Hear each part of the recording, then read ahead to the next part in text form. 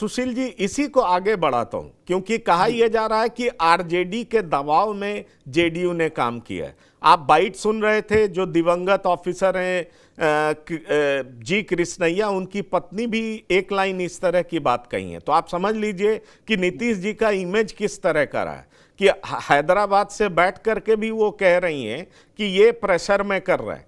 अब सवाल मैं आपसे ये पूछना चाहूंगा, लेकिन आरजेडी इस पर बहुत ज्यादा मुखर नहीं है। तेजस्वी यादव चुपचाप हैं।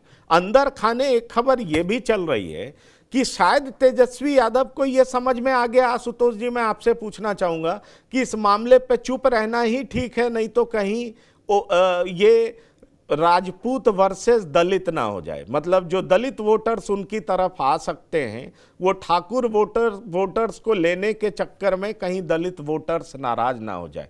क्या ऐसा आपको दिखाई पड़ता है, खासतौर पर तब जब हिंदुस्तानी आवाम मोर्चा को आनंद मोहन बहुत अच्छे व्यक्ति दिख रहे हैं?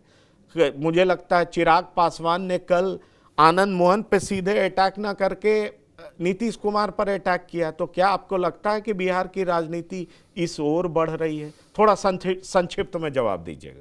बिल्कुल आप सही कह रहे हैं। इस तरीके की बात तो बिल्कुल सामने है, क्योंकि राजद का जो परंपरागत वोट बैंक रहा है वो पिछड़े जाति के लोग उन्हें काफी पसंद करते रहे।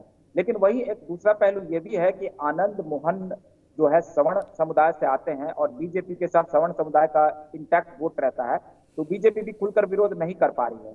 तो ऐसे में तेजस्वी प्रसाद यादव इसलिए भी चुप है क्योंकि उनके ऊपर अपराध को बढ़ावा देने का भी आरोप रहता है। तो दोनों पहलू है। एक तो जातिगत आधार पर अगर देखा जाए तो उनकी चुप्पी सबको समझ में आ रही है, दूसरा अपराधीकरण को लेकर भी। और वहीं जो खास बात है कि इसके साथ साथ जो 27 लोगों का लिस्ट जारी किया गया है, जिसमें 13 लोग ऐसे हैं जो MY समीकरण से हैं, 4 राजपूत जाति से लोग हैं। तो ये भी एक बहुत बड़ा बात है। राजवल्लभ यादव भी रिहा हो रहे हैं। तो इस तरीके से जो तमाम जो लोग रिहा हो रहे हैं, इसके पीछे एक बैकग्राउंड में ये चीजें भी हैं कि जो और अन्य लोग रिहा हुए हैं वो कितना प्रभाव छोड़ेंगे अपने इलाके में, और क्या उनके साथ उनको रिहा करने का क्या मैसेज दिया जा रहा है। और जिस प्रकार से इस पूरे मामले पर जितने भी ब्यूरोक्रेट्स हैं और तमाम जो लोग हैं वो सभी सरकार के पक्ष में हैं, क्योंकि आमिर सुबहानी जी ने भी आज प्रेस कॉन्फ्रेंस किया है। और नीतीश कुमार इसलिए भी जाने जाते हैं कि वो IAS लोगों को काफी पसंद करते हैं, तवज्जो देते हैं। वो विधायकों से कम मिलते हैं, लेकिन जितने भी ब्यूरोक्रेट्स हैं उनके साथ उनके तालमेल बहुत अच्छे रहते हैं, उनका उठना बैठना उनके साथ रहता है। लेकिन जिस तरीके से आप अभी जिक्र कर रहे हैं कि बहुत प्रेशर में डिसीजन ले रहे होंगे, मेरा मत थोड़ा सा यहाँ पे भिन्न है कि समय के साथ चीजें बदलती है। नीतीश कुमार की अभी आखिरी लड़ाई है, क्योंकि उन्हें पता है कि 2025 का विधानसभा चुनाव भी उनके लिए एक चुनौती होने वाला है। बीजेपी से तो पहले राजद उनको चुनौती देगी, क्योंकि अब राजद भी चाहती है कि वो बिहार में फिर से अकेले मुख्यमंत्री बने। वहीं 24 के चुनाव में अगर वो प्रधानमंत्री प्रोजेक्ट नहीं हो पाते हैं तो फिर उनकी राजनीति किस दिशा में जाएगी। अगर वो प्रधानमंत्री पद के लिए प्रोजेक्ट हो जाते हैं और नरेंद्र मोदी जी के सामने अगर वो बतौर कैंडिडेट लड़ते हैं, तो वो भी उनकी एक राजनीति की सम्मानजनक विदाई होगी। तो नीतीश कुमार अब राजनीति करने के लिए नहीं, अपनी सम्मानजनक विदाई के लिए संघर्ष कर रहे हैं कि 24 में उनकी नहीं नहीं, मैं आपकी बात समझ गया, लेकिन विष्णु जी सम्मानजनक विदाई कैसे? उम्र के इस पड़ाव में 72 साल में सम्मानजनक विदाई कैसे होगा, जब इन्होंने जो खुद किया था, एक मापदंड सेट किया था और उसको खुद मिटाने में लगे हैं? तो क्या आपको लगता है, और साथ ही साथ मैं ये सवाल तमाम अपने पैनलिस्ट से पूछूंगा कि अगर एक बिरादरी की बात होगी तो उस बिरादरी के लोग योगी आदित्यनाथ को क्यों नहीं देखेंगे, राजनाथ सिंह को क्यों नहीं देखेंगे, बीजेपी के और तमाम बड़े नेता होंगे उनको क्यों नहीं देखेंगे, या अन्य दल में जो जगदानंद सिंह को क्यों नहीं देखेंगे, और इनको क्यों देखेंगे? सवाल ये उठता है। तो मैं यही पूछना चाह रहा हूं कि आपको ये लग रहा है कि ये सारी कवायद जो है वो 2024 के लिए है, पर क्या 2024 में इनको जितना गेन होगा उससे ज्यादा क्या कहीं नुकसान नहीं हो जाएगा? क्या दलित वोट बैंक इनसे खिसक नहीं सकता है, जो हिंदुस्तानी आवाम मोर्चा के तौर पे, चलिए मुसहर समाज या और भी ऐसा समाज जो इनके साथ जुड़ता है, महादलित इन्होंने बनाया था, पर क्या उनके बीच में ये मैसेज नहीं जाएगा कि गवर्नमेंट अब एंटी दलित काम कर रही है? क्योंकि मायावती ने ऑलरेडी इस पर सवाल उठाया। जरूर जाएगा। और आपने भी बोला भी कि अगर तेजस्वी यादव भी चुप हो गए हैं तो संभवतः उनके जहन में ये बात होगी कि इस पर भी बोलना जो सही नहीं होगा, क्योंकि उससे जो वो एक A to Z कोलिशन बनाना चाहते हैं उसमें कहीं खलल न पड़ जाए। मैं ये मानता हूं कि नीतीश कुमार ने 2005 से 10 और 10 से 15 के बीच में जो कमाया था वो उन्होंने अपने इस टर्म में बिल्कुल खो दिया है। चाहे प्रशासन की बात हो, चाहे कानून और व्यवस्था की बात हो, और अब जिस तरीके से कानून में बदलाव करके एक सज़ा याफ्ता, और वो भी एक ऐसा सज़ा याफ्ता जिसने सरकारी कर्मचारी के मौत में निर्णायक भूमिका निभाई थी, उसको बरी कर दिया है। तो साफ दिखाई दे रहा है कि नीतीश कुमार इसमें मजबूर हैं, पूरी तरीके से मजबूर हैं। और आरजेडी की सबसे बड़ी चिंता इस समय यह है कि बीजेपी के सवर्ण वोट में कैसे सेंधमारी की जाए। सारा का सारा जो खेल हो रहा है इस समय वो इसीलिए हो रहा है कि किसी तरीके से जो राजपूत और भूमिहार वोट में सेंधमारी की जा सकती है उसकी तरफ बढ़ा जाए, और इसीलिए इस चीज़ को बहुत ही सोचे समझे ढंग से किया गया है। और अभी आप आगे देखेंगे कि इस तरह की और भी घटनाएं होंगी जहां पर आरजेडी पूरी कोशिश करे कि ऐसे लोग जो अभी जेल में हैं और जिनके बाहर आने से उनको लगता है कि सवर्णों के वोटर्स में उनको फ़ायदा होगा, वो बाहर आएंगे। नहीं प्रेम कुमार जी, यही मैं समझना चाह रहा था आपसे, और ये पूछना चाहूँगा कि क्या आपको लग रहा है कि आरजेडी के प्रेशर में नीतीश कुमार अपनी चमक ही खोने पे उतारू हो गए हैं? जो उनकी चमक थी वो अब ऐसे तो ख़त्म हो जाएगी, क्योंकि चाहे बीजेपी उनके साथ थी तो बीजेपी भी कहती थी कि बिहार में इनके सामने चेहरा कौन। अब वही बात आरजेडी के कई बार तेजस्वी यादव कहते सुने गए हैं कि ऐसा अनुभवी मुख्यमंत्री बता दीजिए जिनका बड़ा क्लीन रिकॉर्ड रहा है।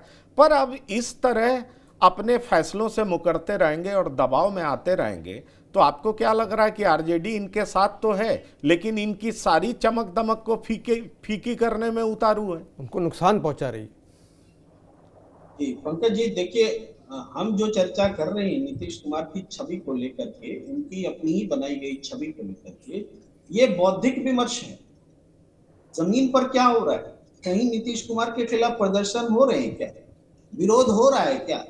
अगर जनता उतर जाती कि नीतीश कुमार ने आनंद मोहन को क्यों रिहा किया, तो हम मानते कि हाँ उनको राजनीतिक नुकसान हो रहा है, कि उनकी छवि खराब हो रही। यहाँ तो पूरी बिहार की सियासत ही अलग किस्म से चल रही।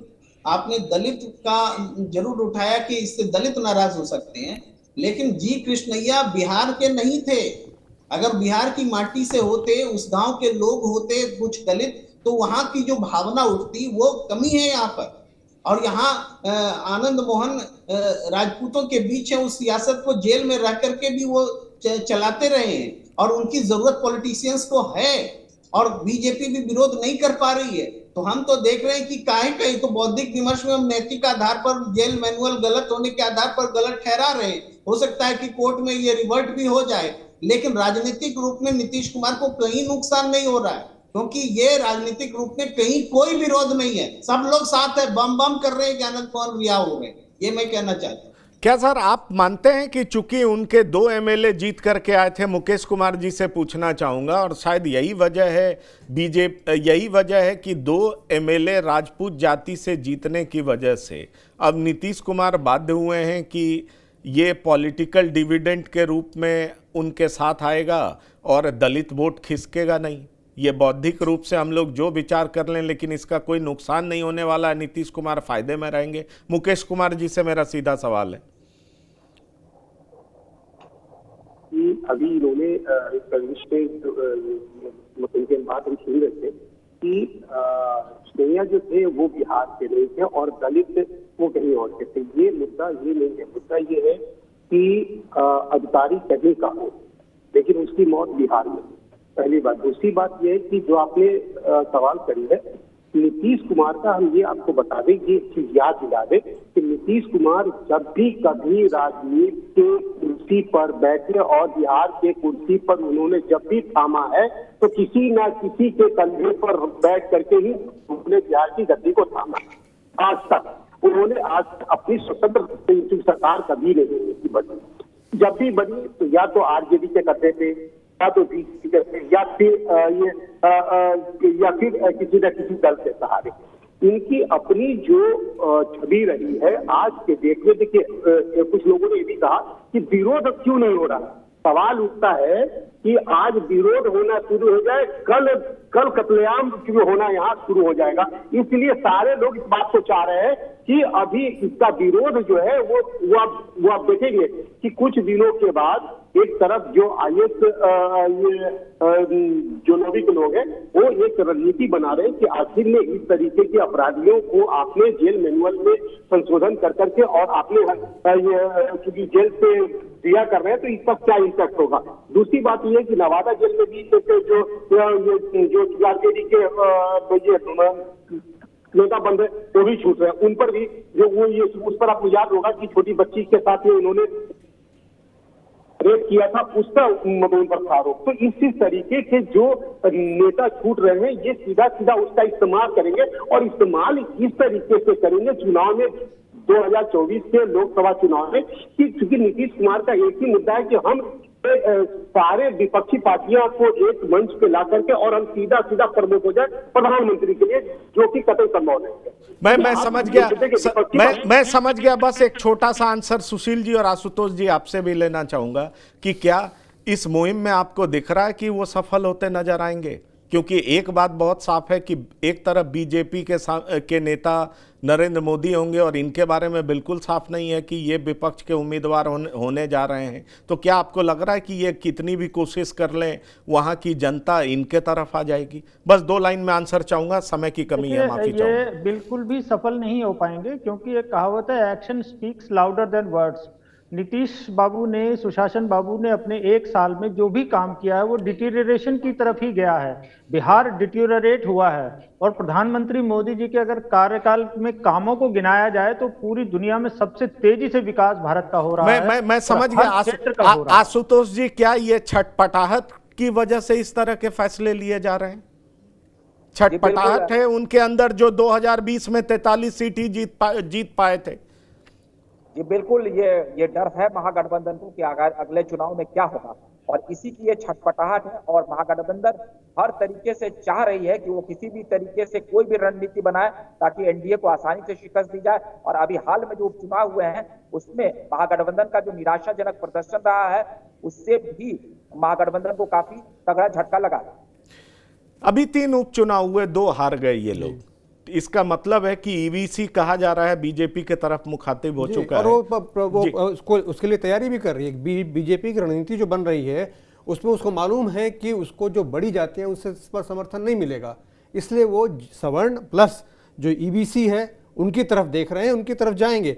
और मुझे लगता है कि हम अभी विरोध क्यों नहीं हो रहा है इस सवाल पर न जाए तो बेहतर होगा, क्योंकि आज तो रिहा हुए हैं सवेरे 4 बजे। मैं समझ गया, माफी चाहूंगा। और इसलिए इस प्रोग्राम को इस बात पर कंक्लूड करूंगा कि आईएएस एसोसिएशन की होने वाली शाम की मीटिंग में क्या फैसला होता है इस पर नजरें सबकी रहेंगी। लेकिन साथ ही साथ नीतीश कुमार की जो ये पूरी कवायद है, भले ही आनंद मोहन जी का रिश्ता फिलहाल आरजेडी से हो, लेकिन नीतीश कुमार की जो ये कवायद है, क्या वो पॉलिटिकल डिविडेंड के रूप में उनको पे करेगा, उसका फायदा होगा, ये तो आने वाले वक्त में ही पता चल पाएगा। पंकज जी, एक बात बोलना चाह रहा हूँ, अगर सुप्रीम कोर्ट में आईएएस एसोसिएशन जाता है और वहाँ पर अगर इस पर विचार करने के लिए जज तैयार हो जाते हैं चीफ जस्टिस, तो उसकी भी गूंज आपको सुनाई देगी। बिल्कुल।